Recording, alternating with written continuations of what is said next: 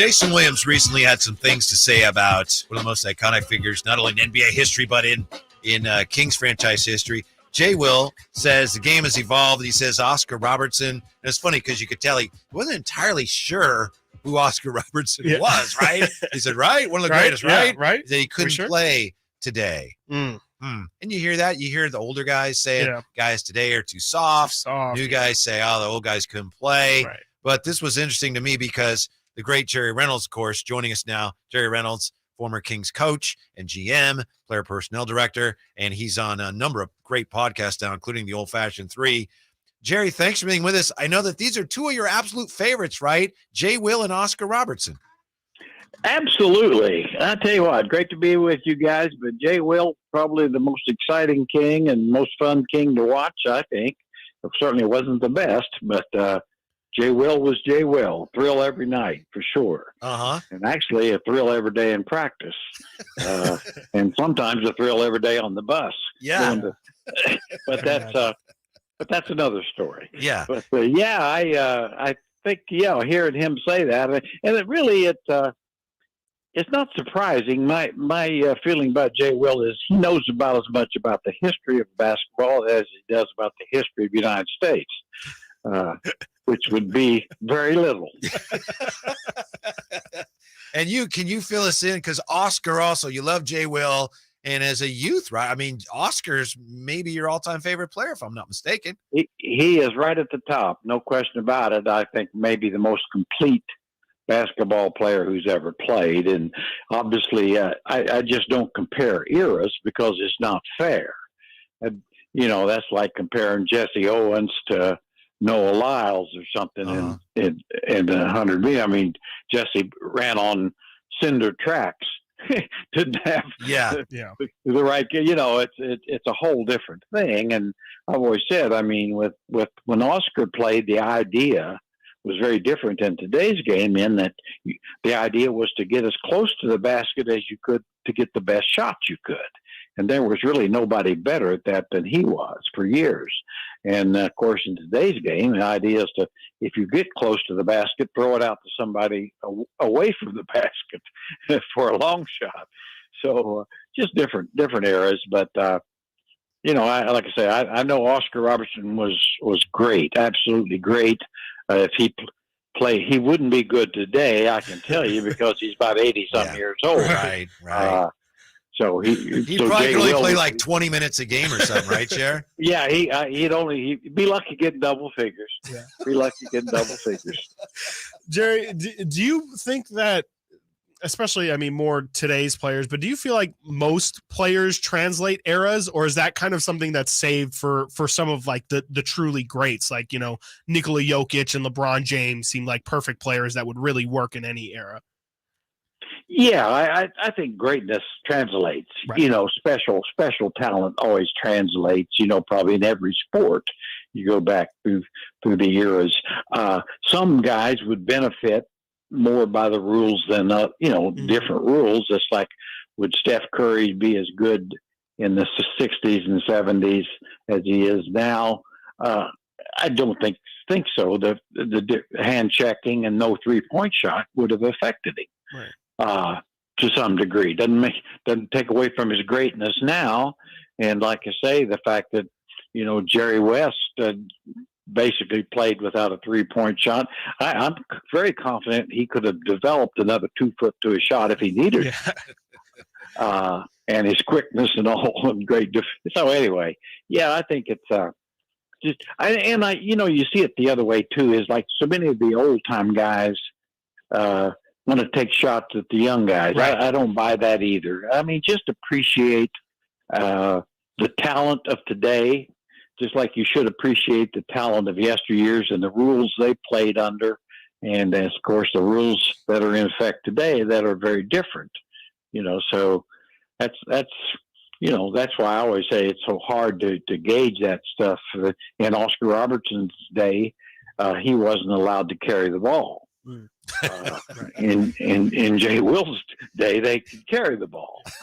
I mean, that's just a fact. So it made the game very different. Catching up, of course, with Jerry Reynolds. How about putting it the other way around? And you touched on this, but Jay Will, what would have been the challenges for him if you just took him in his prime with the Kings and you transported him back to when Oscar Robertson was playing? What would be the challenges for Jay Will playing in that era? Well, in that era, they would a small guard would just get beat up, and they didn't give help defense or anything like that. So they would just, and I always say that's kind of the Ernie DiGregorio, as some of you guys would remember. He would have played well at a later time, but the time he played, small guards got no help, and so they would just post him up and beat him up. And that I would fear that Jay Will would have come in for a little dose of that, as opposed to in today's game, a small guy will, they'll get defensive help down there. If they're over a second or so. So yeah, I always say, appreciate guys who are great at their time. And like the old Bill Russell statement always told me, he said, I don't know how I can play against anybody other than who I played against. I really couldn't play against future people. Right. And he said, I pretty much was pretty good against the ones in my time. And I think that's exactly right. And I've told Whitey this, I always say about Oscar, and I always really had a lot of respect for Bill Russell and Willis Reed. And they always talked about him and just said he was so much better than anybody else in the league, in that, nobody could guard him, and he could get any shot he wanted. And what you hoped for was that he would get his good shot and miss it.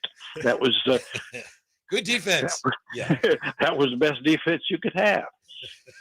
Jerry, I'm curious, who would be your one player from the past that you would like to see play in today's era? And then reverse that question. Who's a player in today's era that you would like to see how they would play in the past?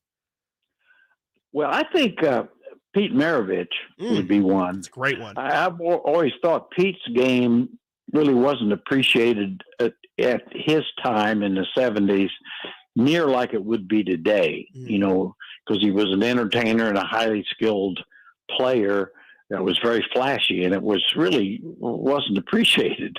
Right. And it would be now. And his game would, and he shot the 3-point shot before there was a 3-point shot. Right. And so, I think his game was not only translated, but I think honestly, he might be even better in today's game. And then, take it the other way. I think Nikola Jokic. Yep. He'd just be the perfect 70s center, except he would just be so much, create so many problems for so many guys. A few bigs in those days could shoot like Willis Reed or Bob Lanier away from the basket, but not too many.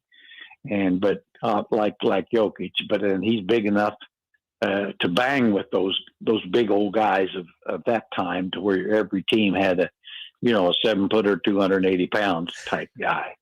Jerry, sorry, I apologize, Jerry. I stepped on you there. I was just going to say, as we talk about the comps here, don't we also have to take this into account? And you've witnessed this. If you compare, say, Oscar to LeBron, well, that's fine. But if you didn't have Oscar, you wouldn't have LeBron, right? It's kind of all part of a process. Yeah, exactly. And guys always say young players learn by watching, when they're 15, 18, watching guys in the league and trying to copy them. Maybe if you didn't have a Connie Hawkins, you wouldn't have a Dr. J. I always said maybe without a Rick Barry, you might not have had the Larry Birds. And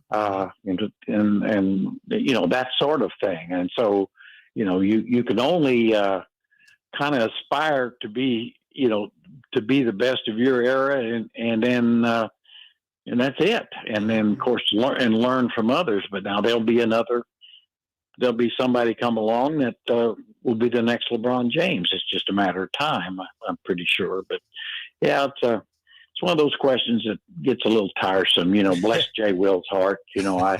Like I say, if you didn't know Jay Will, you might think he might have known something about history, but I know for a fact he really does.